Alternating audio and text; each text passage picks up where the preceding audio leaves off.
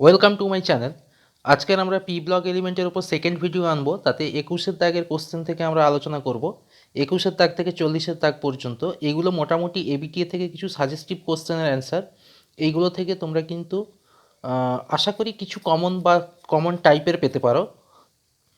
তো আমরা প্রথম কোশ্চেন যেটা আলোচনা করব সেটা হচ্ছে ফ্লোরিন ও ক্লোরিনের বন্ধন বিয়োজন শক্তি যুক্তিসহ আলোচনা করো। দেখো 21-এর দাগের অ্যান্সারটা দেখো, বন্ধন বিয়োজন শক্তি বেসিক্যালি বন্ধনের দৈর্ঘ্যের সাথে ব্যস্তানুপাতে পরিবর্তিত হয়। অর্থাৎ একটা অণুর মধ্যে দুটি পরমাণু যখন থাকবে, দুটি পরমাণুর বন্ধনের দৈর্ঘ্য যত বেশি হবে সেই বন্ধনটাকে তত সহজে ভাঙা যাবে। তাই যদি হয় ক্লোরিনের আকার বড়, ফ্লোরিনের আকার ছোট, সেই হিসেবে ক্লোরিনের বন্ধন দৈর্ঘ্য বেশি, ফ্লোরিনের বন্ধন দৈর্ঘ্য কম, তাহলে ফ্লোরিনের বন্ধন বিয়োজন শক্তি বেশি হওয়া উচিত যেহেতু তার দৈর্ঘ্য কম, এবং ক্লোরিনের বন্ধন বিয়োজন শক্তি কম হওয়া উচিত। কিন্তু তা না হয়ে উল্টোটা হয়। তার কারণ হচ্ছে ফ্লোরিনের যেমন আকার ছোট হওয়ার জন্য বন্ধনটা ছোট হয়, তেমনি এদের উপর যে লোন পেয়ারগুলো থাকে সেই লোন পেয়ারের পারস্পরিক বিকর্ষণের ফলে এই বন্ধনটা অনেক বেশি উইক হয়ে যায়। তার ফলে ফ্লোরিনের বন্ধন বিয়োজন শক্তি ক্লোরিন অপেক্ষা কম হয়, এমনকি ব্রোমিন অপেক্ষাও কম হয়। নেক্সট কোশ্চেনে চলে যাব আমরা। 22-এর দাগে দেখো, SF6-এর সংকরায়ন ও গঠন আলোচনা করো। SF6 সালফারের যদি আমরা ইলেকট্রন বিন্যাস করি এইটা পাবো।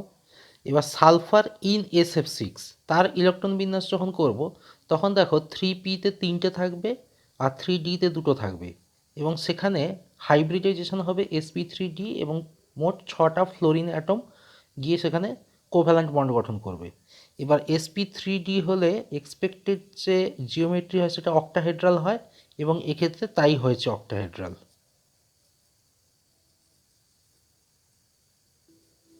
23-এর দাগের কোশ্চেনে দেখো, HCF4 এর গঠন লেখো।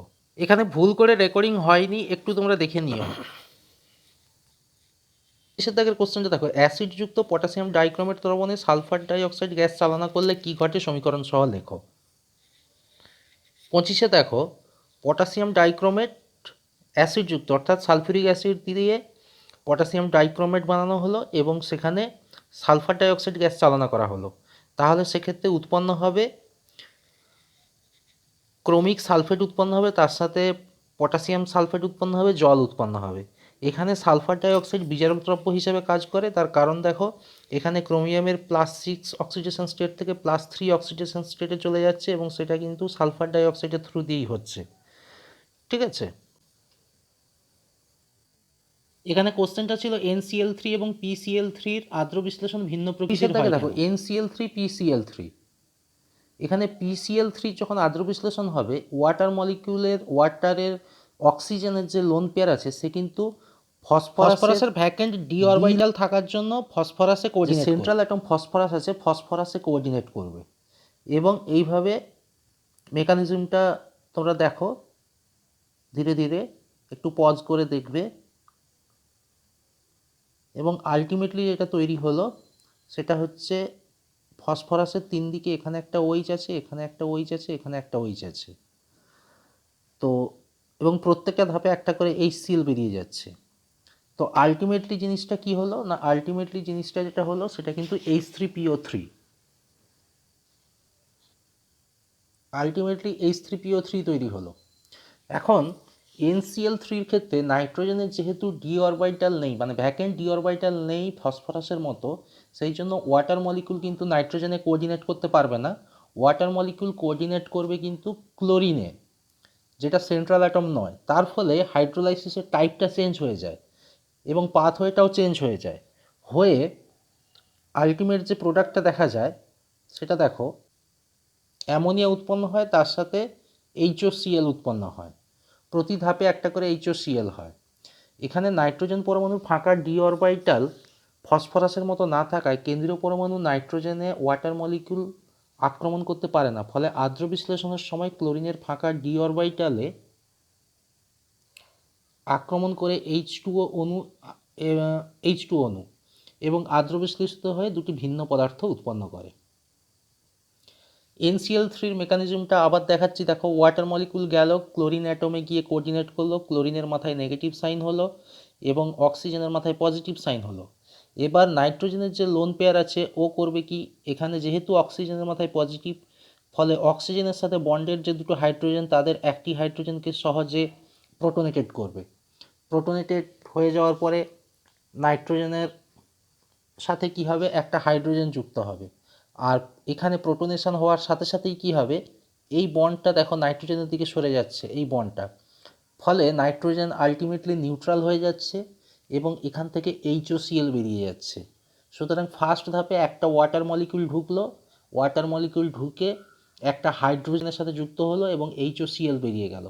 সেকেন্ড ধাপে আমি দুটোকে একসাথে দেখিয়েছি, দুটো ধাপ, সেখানে দুখানা ওয়াটার মলিকিউল ঢুকলো এবং এই দুটো ক্লোরিন অ্যাটমকে সরিয়ে দিয়ে দুটো H নাইট্রোজেনের সাথে অ্যাটাচড হলো এবং দুই মলিকুল HOCl বেরিয়ে গেল।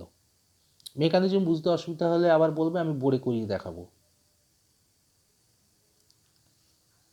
26 দাগের কোশ্চেনটা দেখো, ক্লোরিন গ্যাসকে ঘন উত্তপ্ত KOH দ্রবণে চালনা করলে কি ঘটে। 26 দাগে দেখো, ক্লোরিন গ্যাসকে যদি কনসেন্ট্রেটেড KOH দিয়ে হিট করা হয় সেক্ষেত্রে KCl পটাশিয়াম ক্লোরাইড উৎপন্ন হয় আর জল উৎপন্ন হয়। তো এক্ষেত্রে এটা ডিসপ্রপোর্শনেশন রিয়াকশান, বিকজ Cl এর অক্সিডেশন স্টেট এখানে 0, সেখান থেকে এখানে -1 হচ্ছে, আবার 0 থেকে এখানে +5 হচ্ছে। 27 দাগে দেখো, IF7 প্রস্তুত করা যায় কিন্তু BrF7 প্রস্তুত করা যায় না কেন।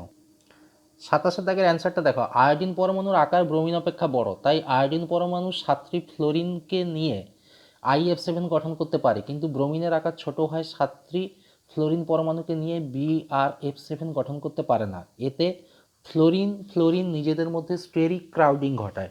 মানে বেসিক্যালি কি হবে, একটা যদি বড় অ্যাটম হয় তার চারপাশে ছোট ছোট ফ্লোরিন যতগুলো থাকতে পারবে, সেটা কিন্তু যখন একটা ছোট অ্যাটম হবে তার চারপাশে কিন্তু ফ্লোরিন অতগুলো থাকতে পারবে না, নিজেদের মধ্যে স্টেরিক ক্রাউডিংটা অনেক বেশি হবে। 28 দাগের কোশ্চেনটা দেখো, HBr এর জলীয় দ্রবণ থেকে ব্রোমিন নির্গত করার জন্য ক্লোরিন, নাইট্রোজেন, কার্বন ডাইঅক্সাইড, আয়োডিনের মধ্যে কোনটি প্রয়োজন। 28 দাগে HBr এর সাথে ক্লোরিন মিশিয়েই একমাত্র ব্রোমিন উৎপন্ন করা যায়, কারণ ক্লোরিন হচ্ছে একটা জারক পদার্থ।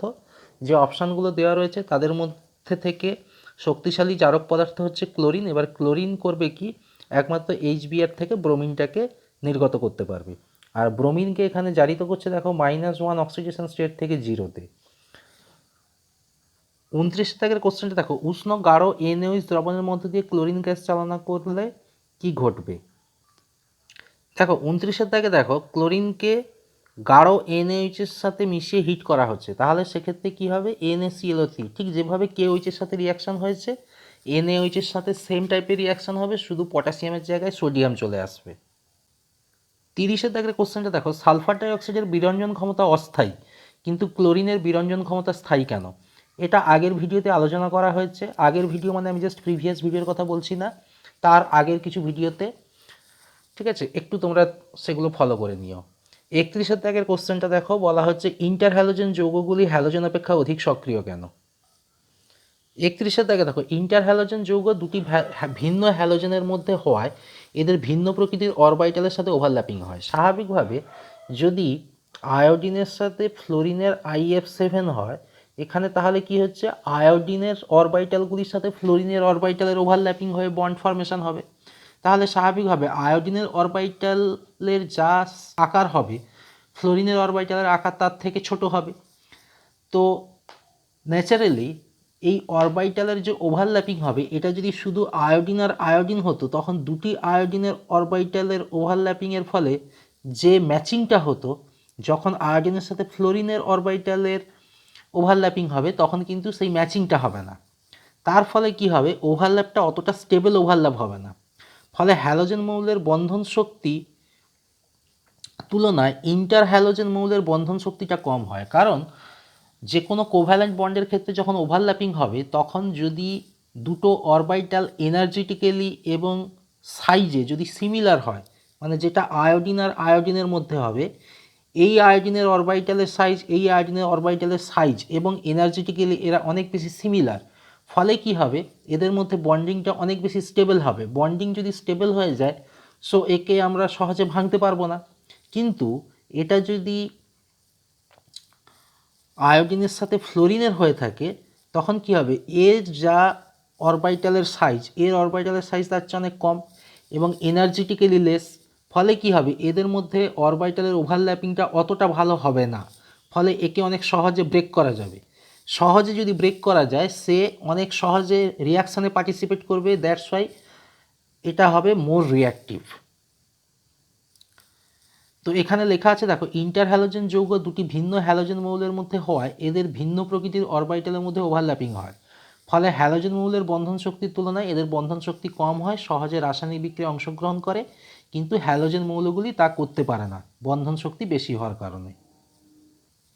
32 দাগের কোশ্চেনটা দেখো, কোন হ্যালোজেন হাইড্রোসিডের স্ফুটনাঙ্ক বেশি এবং কেন?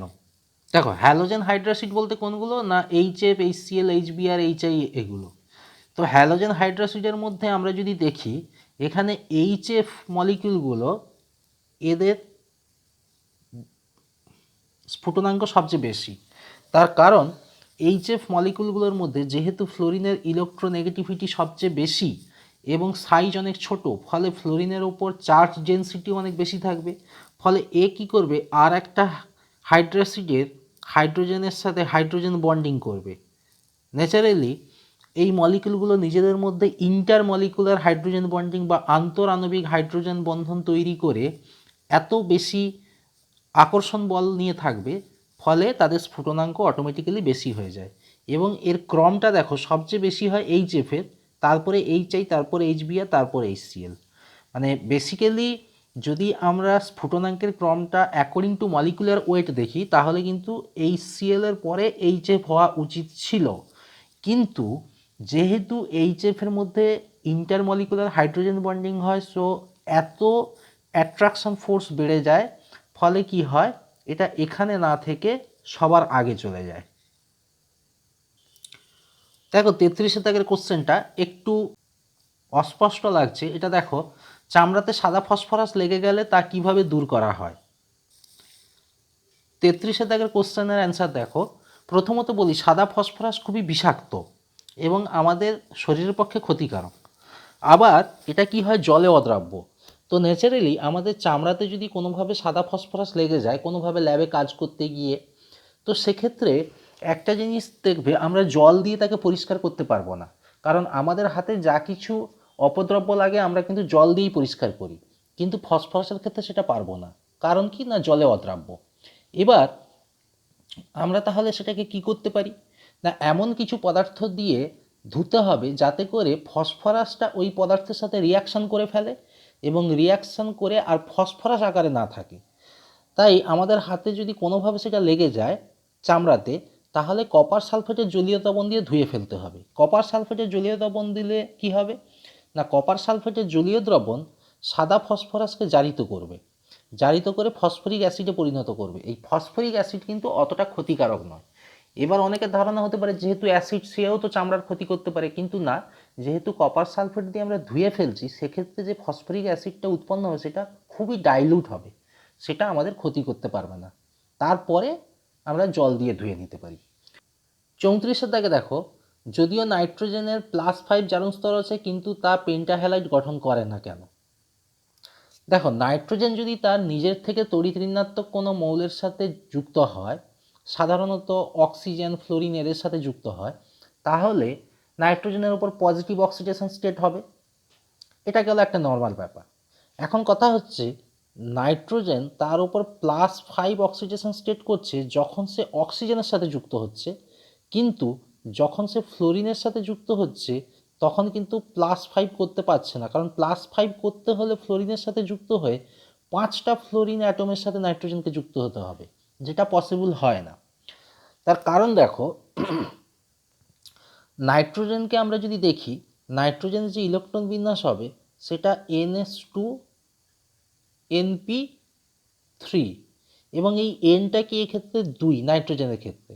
তাহলে 2 যদি প্রিন্সিপাল কোয়ান্টাম নাম্বার হয়, এর আন্ডারে আর কোনো ডি থাকবে না। এবারে পেন্টাহ্যালাইড গঠন করতে গেলে দেখো, 3টেই আনপেয়ার ইলেকট্রন রয়েছে এখানে। আর এখানে এটা কিন্তু পেয়ার আপ হয়ে রয়েছে। তাহলে পেন্টাহ্যালাইড গঠন করতে গেলে কি হবে, NH2 থেকে একটা ইলেকট্রন ND-তে যেতে হবে। এবার যেহেতু নাইট্রোজেনের এখানে আউটার মোস্ট সেলের প্রিন্সিপাল কোয়ান্টাম নাম্বার 2, আর এই প্রিন্সিপাল কোয়ান্টাম নাম্বার 2 থাকলে তার কোনো ডি অরবিটাল এক্সিস্ট করে না, সেই জন্য কি হবে, এখানে এই NH2-র ইলেকট্রনগুলো ভেঙে, ইলেকট্রনের পেয়ারটা ভেঙে সে ডি অরবিটালে যেতে পারবে না। স্বাভাবিকভাবে নাইট্রোজেন পেন্টাহ্যালাইড তার জন্য গঠন করতে পারবে না। আর অক্সিজেনের সাথে কিভাবে করে না, অক্সিজেনের সাথে করে, যেহেতু নাইট্রোজেন অক্সিজেনের সাথে ডবল বন্ড করে, ফলে সেক্ষেত্রে N2O5-এর মধ্যে নাইট্রোজেনের +5 অক্সিডেশন স্টেট থাকে, সেটা আমরা নিচে স্ট্রাকচার দিয়ে দেখাচ্ছি। দেখো এখানে বলা আছে নাইট্রোজেন নিজের থেকে তড়িৎ ঋণাত্মক মৌল অক্সিজেনের সাথে যৌগ গঠন করে +5 অক্সিডেশন স্টেট প্রদর্শন করে, কিন্তু হ্যালোজেনের সাথে পেন্টাহ্যালাইড গঠন করে না, কারণ নাইট্রোজেন পরমাণু ডি অরবিটাল নেই, তাই 5টি অযুগ্ম ইলেকট্রন বিন্যস্ত থাকতে পারে না, যাহা পেন্টাহ্যালাইড গঠনের জন্য প্রয়োজন, কিন্তু অক্সাইড গঠনের জন্য 5টি অযুগ্ম ইলেকট্রনের দরকার হয় না। তো এক্ষেত্রে আমরা যদি স্ট্রাকচারটা দেখি, তাহলে দেখো N2O5 স্ট্রাকচারটা দেখো এখানে এই রকম হচ্ছে। ফলে এখানে কিন্তু তোমরা ইলেকট্রন বিন্যাস করে দেখবে N2O5 গঠনের সময় নাইট্রোজেনের এখানে NS2NP3 এই ফরম্যাটে থাকলেই কিন্তু এই যৌগটা গঠন করতে পারে। এর জন্য এই পেয়ারটাকে ভেঙে 5টা আনপেয়ার ইলেকট্রনের দরকার পড়ে না। 35 দাগের কোশ্চেনটা দেখো, নাইট্রোলিয়াম কি, এর ব্যবহার লেখো। দেখো 35 দাগে উচ্চ তাপমাত্রায় উত্তপ্ত ক্যালসিয়াম কার্বাইডের উপর দিয়ে, ক্যালসিয়াম কার্বাইডের সংকেত CaC2, ক্যালসিয়াম কার্বাইডের উপর দিয়ে নাইট্রোজেন গ্যাস চালনা করলে ক্যালসিয়াম সায়ানাইড কিন্তু নয়, সায়ানামাইড উৎপন্ন হয় এবং কিছু কার্বন উৎপন্ন হয়। এই মিশ্রণটাকেই বেসিক্যালি নাইট্রোলিম বলা হয়। এবার এই নাইট্রোলিমটা বেসিক্যালি কি কাজে লাগে না, নাইট্রোলিম সার হিসেবে ব্যবহৃত হয়। সার হিসেবে কেন ব্যবহৃত হয় দেখো, এই ক্যালসিয়াম সায়ানামাইড যেটা নাইট্রোলিমের মধ্যে থাকে, তাকে যখন হাইড্রোলাইসিস করা হয় তখন অ্যামোনিয়া গ্যাস উৎপন্ন হয়। যে অ্যামোনিয়া কি হয়, নাইট্রোজেনের পরিমাণ বৃদ্ধি করতে সাহায্য করে। এটা গেল একটা ব্যাপার, ফলে মাটির উর্বরতা শক্তি বৃদ্ধি পাবে। এছাড়া এই ক্যালসিয়াম সায়ানামাইড যেটা নাইট্রোলিমের মধ্যে থাকে, তাকে যদি কার্বন ডাইঅক্সাইড এবং জলীয় বাষ্পের উপস্থিতিতে রিয়াকশন করানো হয়, সেক্ষেত্রে ইউরিয়া উৎপন্ন হয়। এই জন্যই নাইট্রোলিম সার হিসেবে ব্যবহৃত হয়। 36 দাগের কোশ্চেনটা দেখো, H3PO2-র বিজারণ ধর্ম আছে কিন্তু H3PO4-এর বিজারণ ধর্ম নেই কেন। দেখো H3PO2 H3PO4 গঠনটা দেখো, এই H3PO2-তে ফসফরাসের সাথে দুটো হাইড্রোজেন কিন্তু সরাসরি যুক্ত রয়েছে সেন্ট্রাল অ্যাটমের সাথে, যেটা কিন্তু H3PO4-এর ক্ষেত্রে নেই। এখানে প্রত্যেকটা দেখো অক্সিজেনের থ্রু দিয়ে যুক্ত রয়েছে। তো এখন ঘটনা হচ্ছে, যদি কোনো হাইড্রোজেন সেন্ট্রাল অ্যাটমের সাথে ডিরেক্টলি অ্যাটাচড থাকে, তখন সেই বন্ডটা ভেঙে যে হাইড্রোজেন উৎপন্ন হবে, সেই হাইড্রোজেনটা বিজারিত করতে পারে অন্য কোনো একটা মৌল বা যৌগকে। একমাত্র সেই সিচুয়েশানটা কিন্তু H3PO2-র মধ্যেই আছে, যেটা H3PO4-এর মধ্যে নেই। এখানে লেখা আছে দেখো, যদি কেন্দ্রীয় পরমাণুর সাথে হাইড্রোজেন পরমাণু সরাসরি যুক্ত থাকে তখন তার বিজারণ ধর্ম থাকে। H3PO2-তে দুটি PH বন্ড আছে, তাই বিজারণ ধর্ম আছে, কিন্তু H3PO4-এ তা নেই, তাই এর বিজারণ ধর্ম নেই। 37 দাগের কোশ্চেনটা দেখো, ধূমায়মান সালফিউরিক অ্যাসিড কি। 37 দাগের কোশ্চেনটা দেখো, ধূমায়মান সালফিউরিক অ্যাসিডকে ওলিয়াম বলা হয়। একটু পিকচারটা ভালো হয়নি এখানে স্ক্যান করতে গিয়ে, আমি পড়ে দিচ্ছি। সালফার ট্রাইঅক্সাইড SO3-কে গাঢ় সালফিউরিক অ্যাসিড 98%, মানে যে গাঢ়ত্বটা রয়েছে সেটা 98%, অ্যাসিডে শোষিত করে ধূমায়মান সালফিউরিক অ্যাসিড বা ওলিয়াম প্রস্তুত করা হয় বা উৎপন্ন করা হয়। এই ওলিয়ামকে কি বলা হয় না, পাইরোসালফিউরিক অ্যাসিডও বলা হয়। ঠিক আছে, এখানে ইকুয়েশনটা দেওয়া রয়েছে দেখো, SO3 গ্যাসিয়াস ফেজে রয়েছে, তার সাথে কনসেন্ট্রেটেড সালফিউরিক অ্যাসিড যেটা 98% কনসেন্ট্রেট লিকুইড ফেজে রয়েছে, সেখান থেকে H2S2O7 লিকুইড তৈরি হচ্ছে। আর পাইরোসালফিউরিক অ্যাসিডের গঠনটা তোমরা দেখো, এই গঠনগুলো কিন্তু তোমরা করে রাখবে। আর পাইরোসালফিউরিক অ্যাসিডের সালফারের অক্সিডেশন স্টেট +6। এই গঠন প্রসঙ্গে একটা কথা বলে রাখি, ফসফরাসের যত অক্সি অ্যাসিড আছে, ক্লোরিনের যত অক্সি অ্যাসিড আছে, সালফারের যত অক্সি অ্যাসিড আছে, এই অক্সি অ্যাসিডগুলোর তোমরা প্রত্যেকটার গঠন ভালো করে দেখে রাখবে এবং প্রত্যেকটা অক্সি অ্যাসিডে সেন্ট্রাল অ্যাটমের যে অক্সিডেশন স্টেট, ক্লোরিনের অক্সিডেশন স্টেট, সালফারের অক্সিডেশন স্টেট, এগুলো কিন্তু তোমরা ভালো করে খাতায় প্র্যাকটিস করবে, কারণ স্ট্রাকচার থেকে কিন্তু কোশ্চেন অনেক সময় দিয়ে দেয়। 38 দাগের কোশ্চেনটা দেখো, SO2 এর উপস্থিতি কিভাবে শনাক্তকরণ করবে। দেখো 38 দাগের কোশ্চেনের অ্যান্সারটা দেখো, KMnO4 দ্রবণ, পটাশিয়াম পারম্যাঙ্গানেট দ্রবণে যদি সালফার ডাইঅক্সাইড চালনা করা হয়, পটাশিয়াম পারম্যাঙ্গানেটের বেগুনি বর্ণ বর্ণহীন ম্যাঙ্গানাস লবণে পরিণত হয়। তো বেসিক্যালি এখানে দুটো ঘটনা ঘটে, একটা হচ্ছে ম্যাঙ্গানাস লবণে পরিণত হয়, ম্যাঙ্গানাস লবণে পরিণত হলে এটা বিজারিত হবে, কারণ এখানে এর অক্সিডেশন স্টেট হবে +7 আর এখানে এর অক্সিডেশন স্টেট হবে +2। তো বিজারিত কার দ্বারা হচ্ছে না, সালফার ডাইঅক্সাইডের দ্বারা হচ্ছে, আর বিজারিত হয়ে বেগুনি বর্ণ যেটা আছে সেটা কিন্তু বর্ণহীন হয়ে যাচ্ছে। 39 দেখা, নিষ্ক্রিয় গ্যাসের আবিষ্কৃত প্রথম যৌগটি কি, এটি কিভাবে প্রস্তুত করা হয়। এই প্রথম কিন্তু নিষ্ক্রিয় গ্যাসগুলির যৌগ তৈরি করা হয়। এখানে জেননের সাথে পটাশিয়াম হেক্সাফ্লোরাইড দিয়ে হিট করা হয়েছে, তারপর এরকম একটা যৌগ তৈরি হয়েছে, তাকে আবার প্ল্যাটিনাম হেক্সাফ্লোরাইড দিয়ে হিট করা হয়েছে, করতে এই রকম যৌগ তৈরি হয়েছে। এই যৌগটার অ্যাকচুয়াল ফর্মুলা কিন্তু এটা হয়, যেটা লাল বর্ণের হয়। 40 দাগের কোশ্চেনটা দেখো, I2 জলে স্বল্প দ্রাব্য কিন্তু KI দ্রবণে অত্যাধিক দ্রাব্য কেন। 40 দাগের অ্যান্সারটা দেখো, KI দ্রবণে অ্যাকচুয়ালি KIটা ভেঙে গিয়ে K+I- উৎপন্ন করে। এখন KI দ্রবণে উৎপন্ন I- আয়ন I2-র সাথে যুক্ত হয়ে I3- পলিহ্যালাইড আয়ন উৎপন্ন করে। একটা জিনিস লক্ষ্য রাখবে, I3- এখানে কিন্তু আয়োডিনের মাথায় -একটা থাকছে, আর আয়োডিনের এখানে মানে 3টে পরমাণু থাকছে, মানে একটা আয়োডিনের মাথায় 3টে মাইনাস করে দেবে না। I3- আয়নটা পটাশিয়ামের সাথে যুক্ত হয়ে KI3 একটা জটিল লবণ উৎপন্ন করে, যা জলে সহজেই দ্রবীভূত হয়। ঠিক আছে, এই ইকুয়েশন দেওয়া হয়েছে। অর্থাৎ মূল কথা হচ্ছে আয়োডিনটা জলে সেইভাবে দ্রবীভূত হয় না, কারণ জল পোলার দ্রাবক, কিন্তু আয়োডিনকে যখন KI দ্রবণের সাথে মেশানো হচ্ছে তখন কি হচ্ছে, এই আয়নটা উৎপন্ন করছে, এই আয়নটা সহজেই যে লবণ গঠন করে সেই লবণটা জলে দ্রাব্য হয়ে যায়, ফলে এই পুরো আয়োডিনটা লবণ গঠনের থ্রু দিয়ে জলে দ্রাব্য হয়ে যায়। এই হচ্ছে মোটামুটি তোমাদের 40 দাগ পর্যন্ত কোশ্চেন। পি ব্লকের ওপর আরও কিছু কোশ্চেন আছে, আমি 2-1 দিনের মধ্যে আরেকটা ভিডিও বানিয়ে দেব পি ব্লকের ওপর। আশা করি এই কোশ্চেনগুলো করলে তোমরা অন্তত টাইপটা কমন পাবে। তবে একটা কথা রিকোয়েস্ট করে বলবো তোমাদের, শুধু সাজেশনের উপর ভরসা করে যাবে না। যাদের খুব এই মুহূর্তে পড়ার মতো কিছু খুঁজে পাচ্ছ না তাদের জন্য এটা বলছি, কিন্তু যাদের মোটামুটি পড়া আছে এগুলোকে তো অবশ্যই ভালো করে করবে, তার সাথে কিছু এক্সট্রা জিনিস দেখে যাবে।